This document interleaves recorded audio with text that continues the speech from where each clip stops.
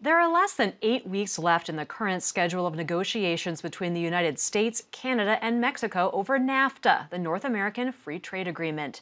And President Trump may soon have to decide whether to extend, suspend, or pull out of the talks altogether and begin the process of withdrawing from the trade agreement. NewsHour Weekend special correspondent Patricia Sapka has our second story on the impact of NAFTA. She reports on a little-known clause that has the Trump administration and progressives on the same page. The era of economic surrender is totally over. From now on, we expect trading relationships to be fair and, very importantly, reciprocal. On the campaign trail, upon taking office, right up to his recent State of the Union speech, President Trump has been consistent about what he calls America's bad trade deals, and that includes the North American Free Trade Agreement, NAFTA. The 1994 pact allows goods and services to move more freely among and between America, Canada, and Mexico. But critics say it also threatens each country's national sovereignty, its ability to govern and enforce its own laws. There's a provision in NAFTA and thousands of trade agreements called Investor-State Dispute Settlement, or ISDS. It allows foreign investors to sue governments for passing laws or regulations that could harm the value of their investment. Jeffrey Gertz is an ISDS scholar with the Brookings Institution.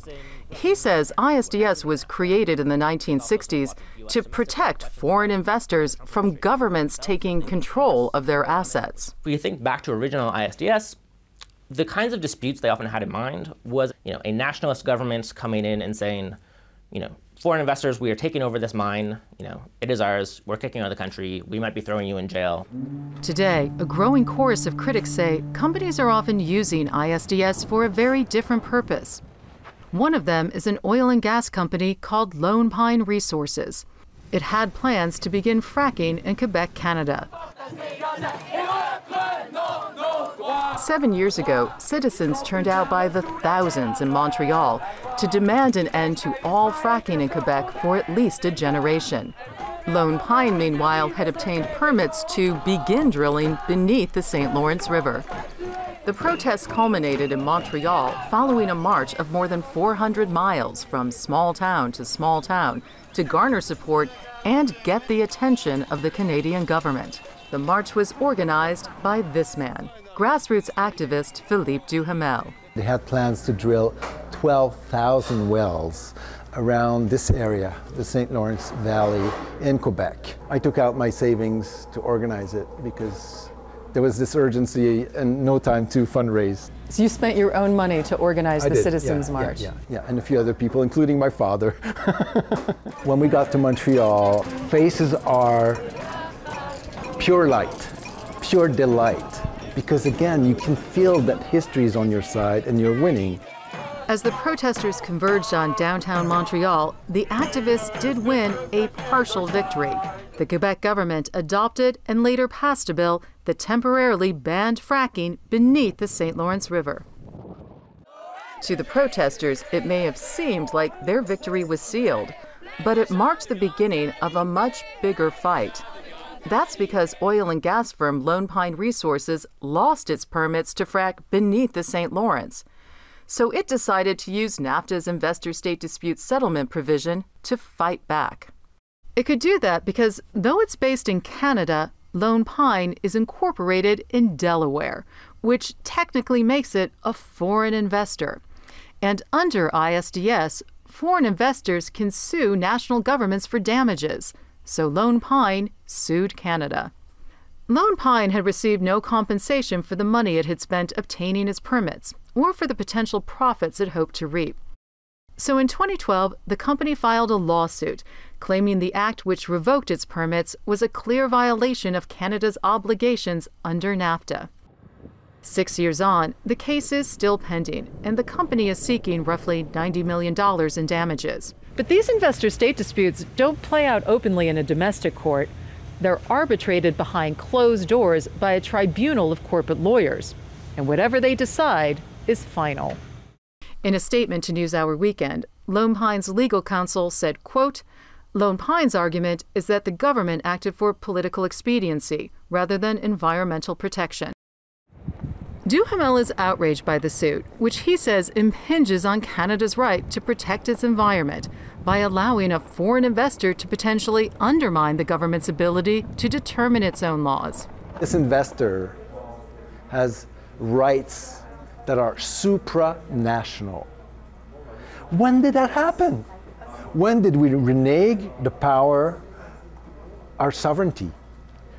We've been robbed of our power to create our own laws. That concern has landed progressives like Duhamel on the same page as the Trump administration. U.S. Trade Representative Robert Lighthizer worries that America's right to determine its own laws could be undermined by similar suits. He voiced his concerns to Congress last year. I am troubled by the sovereignty issue.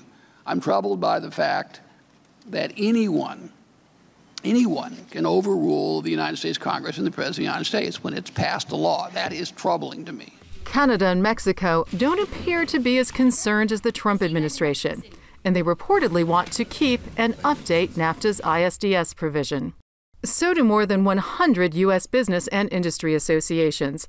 They sent this letter to the Trump administration claiming that investor-state dispute settlement has been highly beneficial to the United States. Linda Dempsey is with the National Association of Manufacturers. What ISDS does is ensure that the same basic rules that we have in the United States are available for our manufacturers. Let me give you an example. We had one manufacturer with a paper mill in Canada. The province of Newfoundland decided to end its contracts, seize some of the property up there, and leave that manufacturer high and dry. The only recourse that company had after all that investment that supports its U.S. workforce, supports its bringing U.S. product into Canada, it was going to lose all that without ISDS. And so that's why we need ISDS as a backstop. And it has been used, I think, very responsibly. As for cases pursued against the United States, Dempsey and supporters of the clause point out that companies have sued the U.S. under NAFTA fewer times than they've sued Canada or Mexico. And when America has been sued, it has so far never lost a case. Therefore, ISDS is not a threat to the U.S. I don't think we should expect to dodge the bullet forever. Ben Beachy heads the Sierra Club's trade program, which has fought against ISDS for decades. He says the trade clause threatens democracy by placing tribunals, predominantly made up of corporate lawyers, above governments. It may well be possible to use such protections. Beachy argues corporations are using the threat of ISDS lawsuits to pressure governments not to enact regulations in the first place. He showed us this webpage from a law firm which advises multinational corporations. It describes ISDS as a tool companies can use to exert influence over the regulatory process. He also pointed to this study by researchers at Toronto's York University. They conducted 51 anonymous interviews with current and former officials and insiders in Canadian environment and trade ministries. The study's top finding: government ministries have changed their decision-making to account for trade concerns, including ISDS. Time and again, these government officials said yes, and in fact named NAFTA cases, ISDS cases, as one of the principal sources of litigation risk that affected their decision-making. Are they taking into account trade agreements? Sure, and we want them to, because those are the same basic rules our own Constitution requires, and we want to make sure our investors aren't cheated, aren't treated unfairly, aren't harmed by foreign governments. Both Philippe Duhamel and the Trump administration will be keeping a close eye on ISDS as the current NAFTA negotiations continue.